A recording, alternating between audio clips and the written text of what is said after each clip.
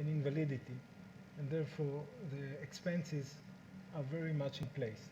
It is hard to provide the data, but with the experience you get, you can go ahead and show the government and other officials in the business that one needs to expend to invest money in the process. Otherwise, you are going to increase morbidity, invalidity, and even mortality. Okay, thank you very much for everybody.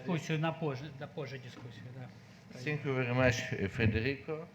Our next presentation is Case Majority Specific Formation Project given by Fausto Catena, one of the most prominent Italian surgeons, also General Secretary of World Surgical Society of Trauma. Please, Fausto. Thank you, Mr. Chairman.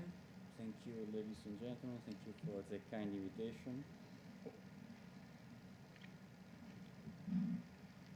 As you see in the previous lecture, mass casualty is a big problem.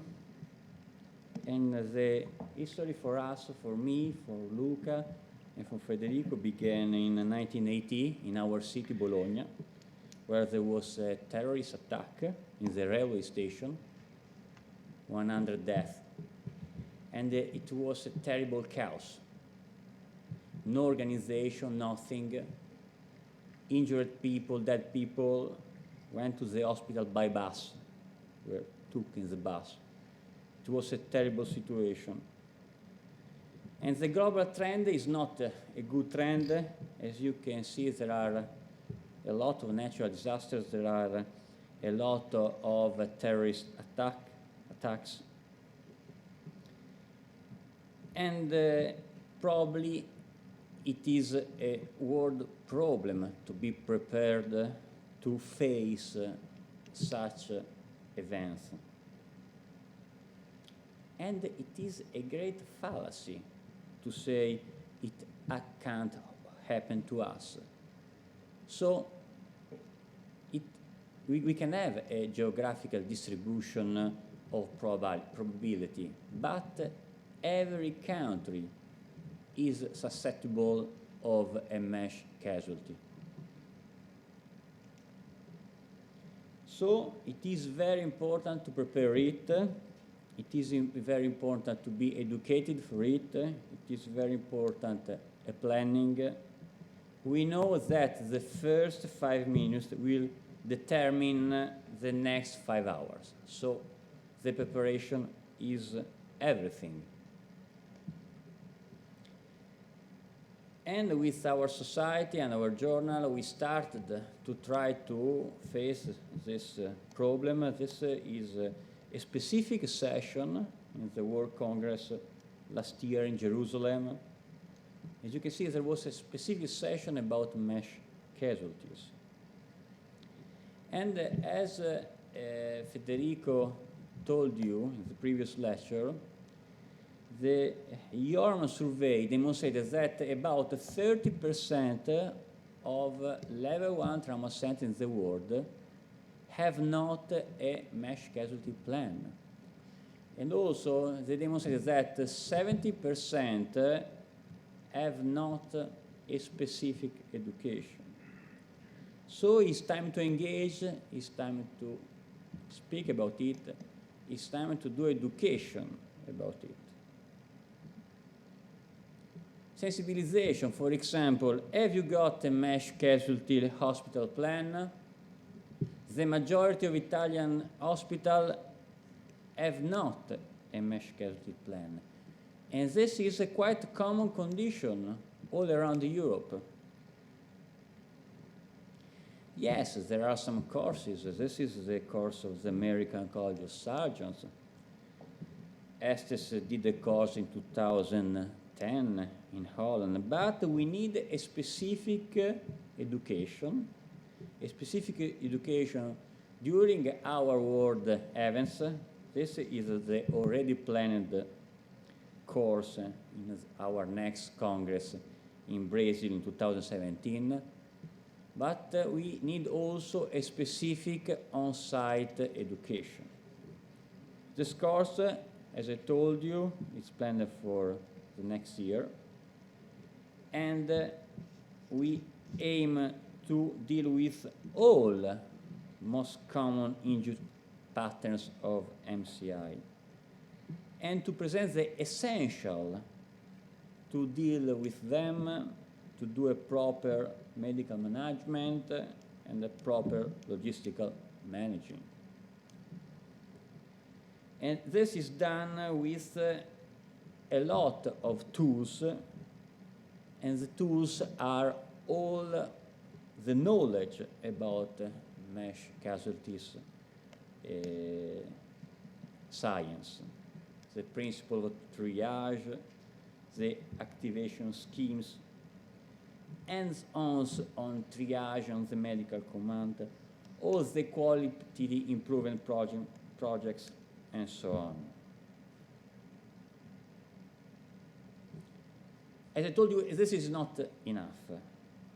And as Joram told you, it is important to perform on-site courses.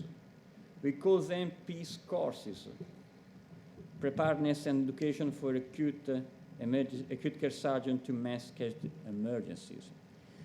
It is a sort of tailored approach. Each hospital have its resources, have its, we hope, mass casualty plan, and the course, the aim of the course is to give suggestions, to give tools to improve or to start with this planning. There are different approaches to MCI. There is, as I told you, a big science under it. And all the MASH casualties that we had were able to generate scientific literature. This is the Utoya tragedy done by a solitary wolf, and they experienced a lot the on-site triage, surgical triage. That is, a consultant, a general surgeon consultant was in the island to do the first triage of injury. But it is very important also to understand that there are different types of MASH casualties. A natural disaster is totally different from a terrorist attack, and among terrorist attacks there are different types, chemicals, bombings. So it is very important to know the cause, and knowing the cause, you can have a different response. Here, I saw you have a specific building for nuclear attacks, and this is a great facility, and it is very rare to find it in other European cities. And we learned that also in a terrorist attack, the type of lesions can be quite different. This is an analysis of the Jos crisis in Nigeria in 2001. As you can see, in a single terrorist attack, lasted for a lot of days, there were gunshots, there were machete lesions, there were arrow impalement, so different kinds of injuries. It is important the on-field triage, but it is very important also the in-hospital triage. And this is fundamental to create an effective surgical, medical and surgical action.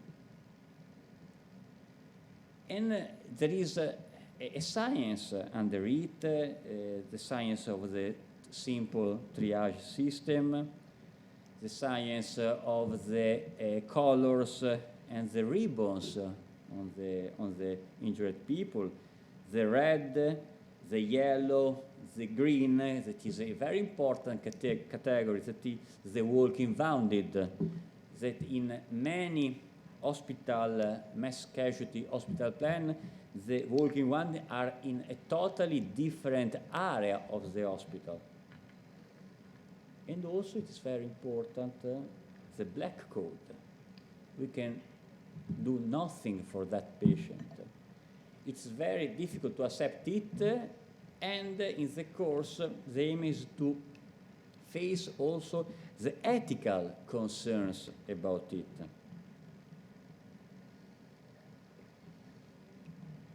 It is important to teach that the time is fundamental, and you have to give to each patient the proper time, but this time is very short, no more than 10 seconds, for example.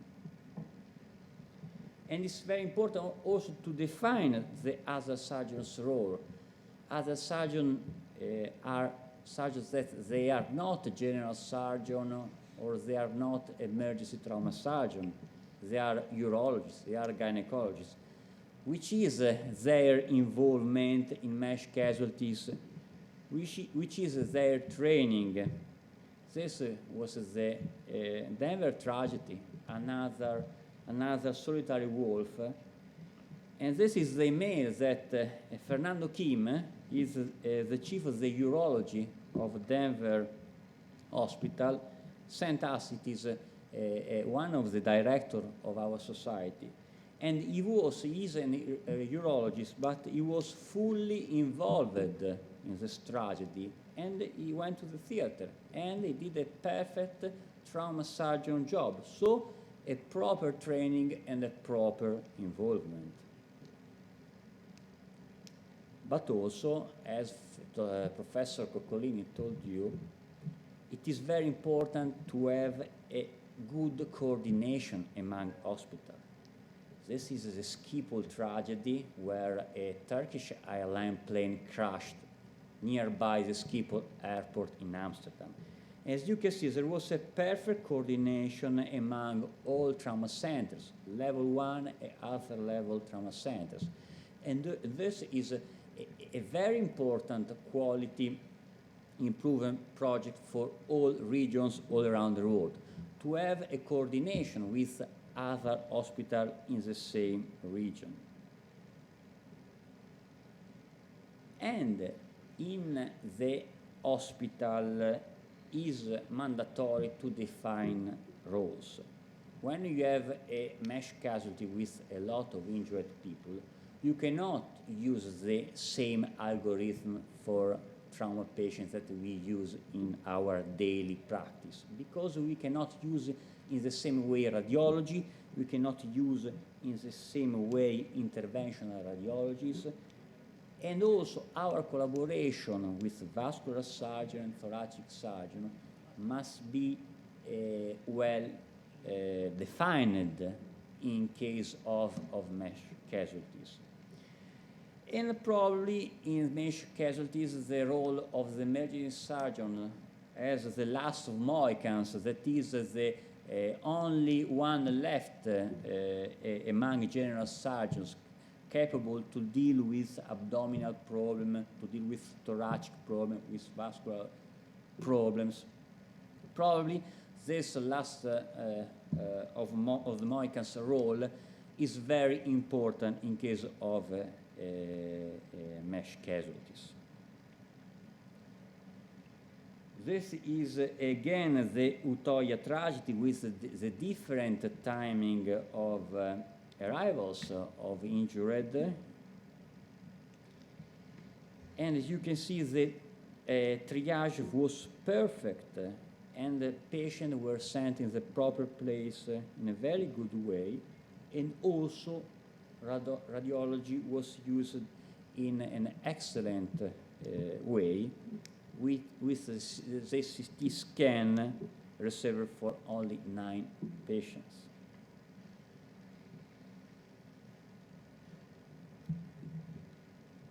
This is a summary of all the instrumental tests performed, and as you can see, they were very tailored and they were very spared. In the Mumbai attack, 2008, India, it was a terrorist attack with a lot of gunshot. they were able to set up a major OR and a minor R. This is a possibility, and can be adapted to the local hospital situation and the local hospital facilities. So the WSES Peace Course Challenge is to perform on-site course, to try to reach all hospitals around the world to discuss about MeSH casualties and try to tailor-rate the suggestions to organize an hospital plan if there is not, or to perform a quality improvement program if there is the hospital plan and there are some things that can be ameliorated. And the thing is that the fact that Professor Kluger that have a great experience about MeSH casualties is the chief of this course can give the possibility to have the best to improve the plans and to share experience from Israeli to all the rest of the world. It will be very important also for the Brazilian course to set up a computer simulation, and this is it is fundamental to understand the way to do the the rapid triage on site and in hospital triage. So which are our take-home messages from this lecture? The first is that it's very important to do sensibilization. It is a fallacy to say it is not a problem, a MeSH casualty, because our country is a quiet country. It is not true. It is important specific education, so to try to find a course where have a specific formation about it. And also it is very important to tailor-rate the plan to our reality, to coordinate our hospital with all other hospitals, and this way is the way to have a very good performance and to save lives. If you have many injured, you are able to save many lives if you are well organized and well educated.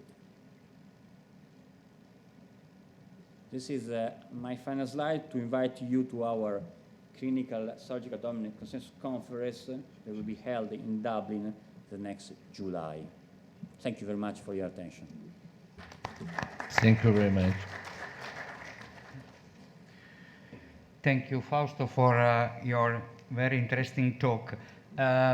What I am asking you is how is the plan to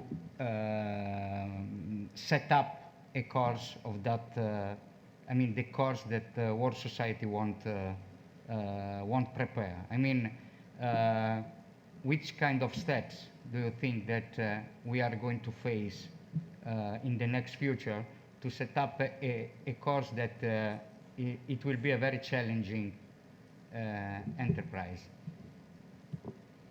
There are two different approaches. The first one is for the basic standard course, and this is the organization of the course for the Brazil Congress in Campinas.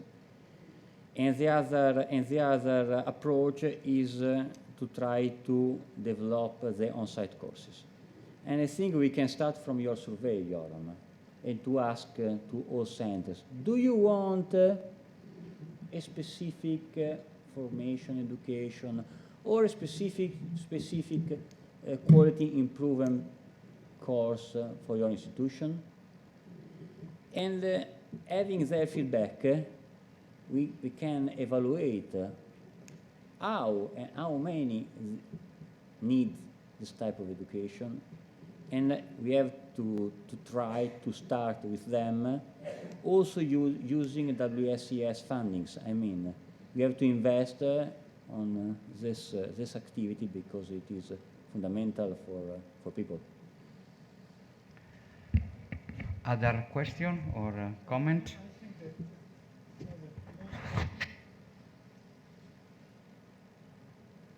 I think that the hospital nowadays all over the world are going through the process of JCI and ISO 2000 and all the other processes who bring the hospital to a level that is something that is well recognized. I think that the aim of our society needs to get this promotion of the hospital to be so important that the hospital will try to get this this sign of excellence in preparedness for mass casualty incidents. So if you provide a hospital with a award that he actually did the process, went over the protocols, and got a assurance from the World Society of Emergency Surgery that he did the process and he can put it on his files and letter paper, I think this is the way to do it. From the audience, question?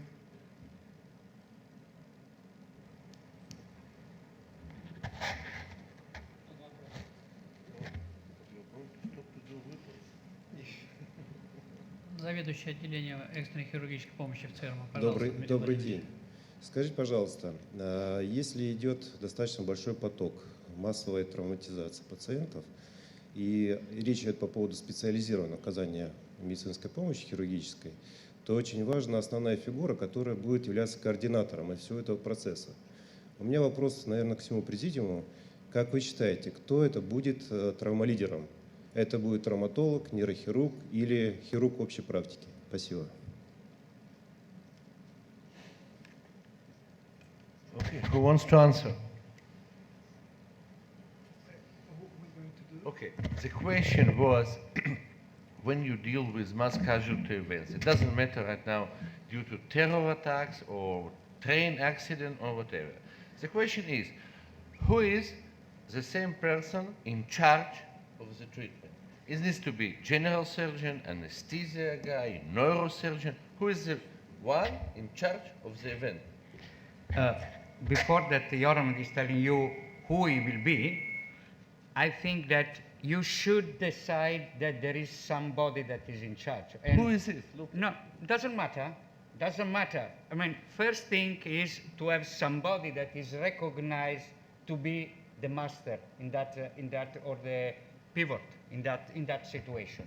Okay. Second thing, the master in that situation can be a different depending the environment or the type of hospital that you are dealing with. For example, in my situation, for me, can be only the general surgeon. Okay. In that actually is even the emergency surgeon and the trauma surgeon. I mean, that it can be the pivot of the situation. But first of all, you should decide that somebody has to be in charge. And that is not even something that has been decided. Okay. In the vast majority of the places of the hospital. First of all, the title of this person is a command physician. He commands the entire play in the hospital for this period of time of mass casualty incidents. In my hospital, it's a general surgeon, and I think that the general surgeon needs to be trained toward this type of job in mass casualty incidents, but I know other places who have anesthesia guys who run the show or animation guys who run the show, and if you compare the system, they are much the same. You need somebody who will take charge on what happens, because if nobody takes charge, everything is going to be chaos. And you should avoid chaos in these scenarios, because chaos increases mortality. We know it from SHU and from papers that were published on the subject. So you have to decide in your protocols who is going to be in charge during the daytime and during the nighttime when the hospital is empty of attending surgeon or this patient who was titled the command physician. Is this a general surgery resident or anesthesia resident? This needs to be put in the protocols. It doesn't matter who, but it needs to be on the protocol.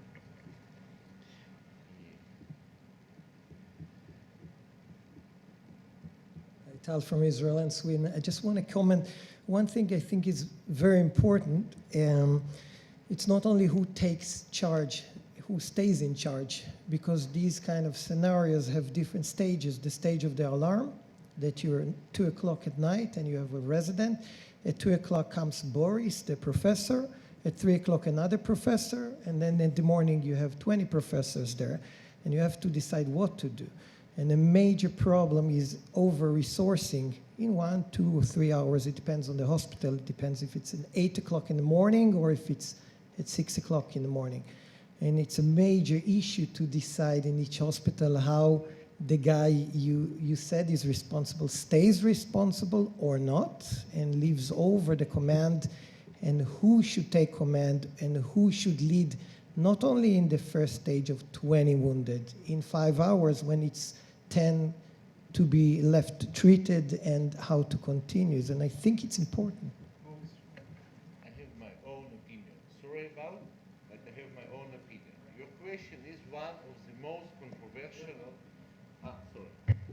I mean, I disagree. I have my own opinion. The question you ask is maybe one of the most important questions. First of all, in my opinion, trauma surgeon should be in OR. He's not the person going to be in charge. It doesn't make any sense. You know, this professor coming to emergency room. This one is staying at the entrance of the hospital. This one just comments. Who is going to operate patients? You know, our quality control is morbidity and mortality. We need to save lives. So in my hospital, any trauma surgeon, he is not in charge of the event. It absolutely not. His place is in OR. Okay? Now the question is, who is in charge in emergency room? Who is in response of primary triage? Is it going to be general surgeon or orthopedic surgeon or ICU guy? Basically, in my opinion, it's not a matter.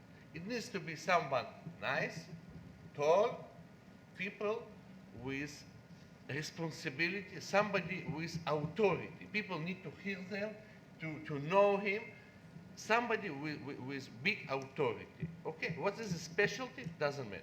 But basically, trauma surgeon is placed in OR, not in emergency room. Yeah, there is a question. Главный хирург Ленинградской области Олег Николаевич Аргашев. Лично мое глубокое убеждение, что это должен быть наиболее опытный специалист, который имеет специализацию по хирургии, по тяжелой сочетанной травме, разбираться в вопросах анестезиологии и реанимации при тяжелой сочетанной травме. И этот человек должен быть наиболее подготовленным человеком в учреждении. И на нем должна быть вся ответственность за принятие решений. Спасибо. Спасибо, Олег Николаевич. Fausto, thank you very much.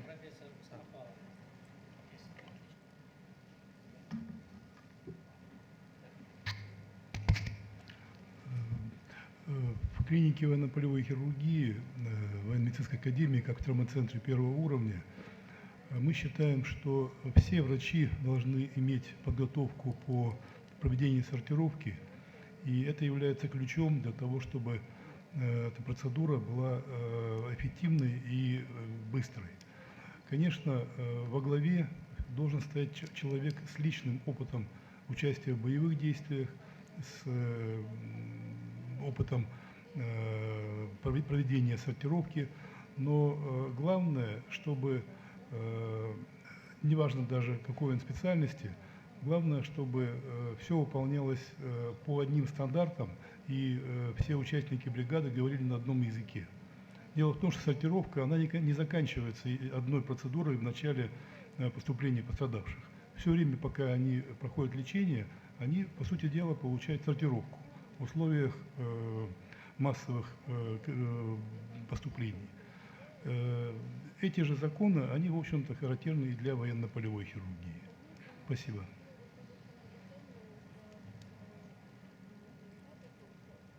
Уважаемые коллеги, ну, у нас получилась неплохая дискуссия по вопросам организации исследования о международном массовом травматизме и образовательному проекту.